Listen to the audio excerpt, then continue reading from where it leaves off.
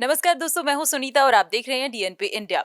GLA University के pro vice chancellor mister Anoop Gupta आज हमारे साथ मौजूद हैं। तो आइए हम बात करते हैं उनसे और जानते हैं आज के 10वें दीक्षांत समारोह के बारे में और यूनिवर्सिटी से रिलेटेड कुछ और बातें। तो सबसे पहले सर, स्वागत है आपका हमारे चैनल पर। धन्यवाद, आपका बहुत बहुत शुक्रिया।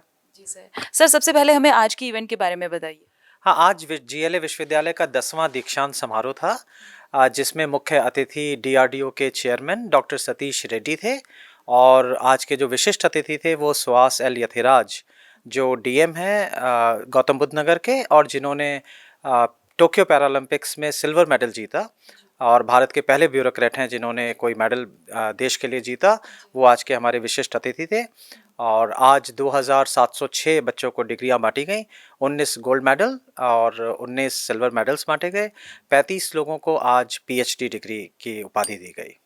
जी सर, तो जैसा कि आपने कहा कि आज हमारे विशिष्ट अतिथि के रूप में मौजूद थे सुहास एलवाई सर, तो उनके जीवन से प्रेरणा लेते हुए और आपने उनको इनवाइट किया है। और जीएलए का वैसे भी हम सुनते हैं कि प्लेसमेंट के क्षेत्र में इसका जो स्थान है वो अग्रणी है। तो कैसे ये यूनिवर्सिटी जो है वो बाकी यूनिवर्सिटी से खुद को अलग रखती है?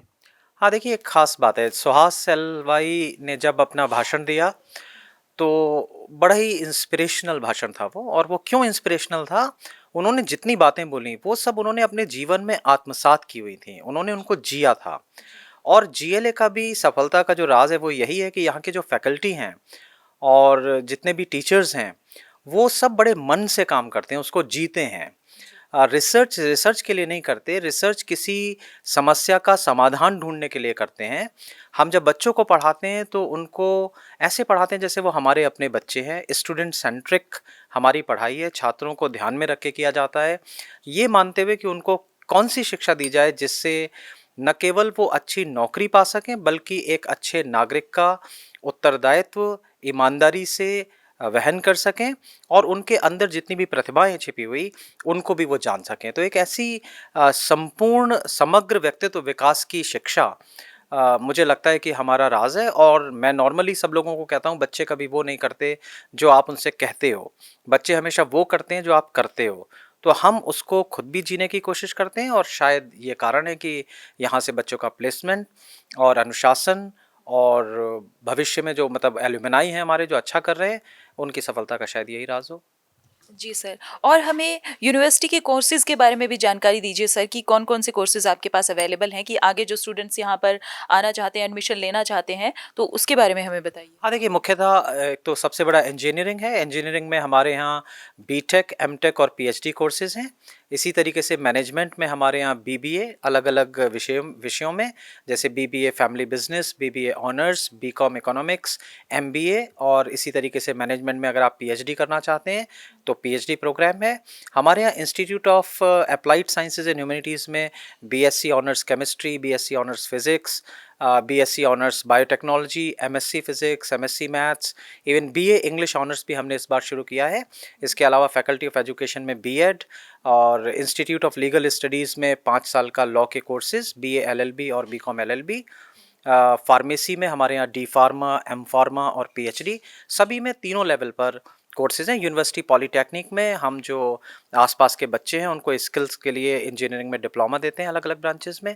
तो इस तरीके से हमारे यहाँ लगभग 54-55 कोर्सेज हैं और जिसमें लगभग 11,000 विद्यार्थी इस समय अध्ययनरत हैं। जी सर, और स्पोर्ट्स में आपके पास क्या अवेलेबल है फैसिलिटीज?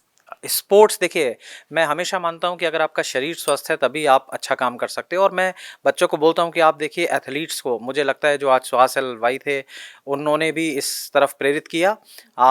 जब आप खेलते हो तो देखिए आपका मस्तिष्क और शरीर दोनों सिंक में होते हैं। और मैं नॉर्मली कहता हूँ, प्लेटो से किसी ने पूछा स्वर्ग क्या है और प्लेटो ने कहा अंतस की निजता का बाहर के आचरण से संगीतपूर्ण तालमेल ही स्वर्ग है। तो जब आप खेलते हो तो आपका अंदर और बाहर जो तालमेल होता है वो बड़ा ज़रूरी होता है। तो हमने स्पोर्ट्स के लिए 10 कोचेस हमारे यहाँ हैं जो लगभग सभी जो नेशनल स्पोर्ट्स का इंस्टीट्यूट है वहाँ से ट्रेंड हैं। चाहे वो बैडमिंटन हो, बास्केटबॉल हो, क्रिकेट हो, हॉकी हो, फुटबॉल हो, कबड्डी हो, जूडो हो, एथलेटिक्स हो, ये सारे कोचेज़ हमारे यहाँ हैं और सारे तरीके के हमारे यहाँ ग्राउंड्स हैं। आप शाम को कभी देखिए तो सारे बच्चे आपको अलग-अलग खेलों में इन्वॉल्व दिखेंगे और उनकी एनर्जी है तो वो एनर्जी खेलों के माध्यम से उनके शरीर को स्वस्थ रखती है और बाकी वो पढ़ाई के माध्यम से मस्तिष्क को स्वस्थ रखते हैं। इन दोनों का बेटर कॉम्बिनेशन हो तो उससे अच्छी और कोई बात नहीं हो सकती।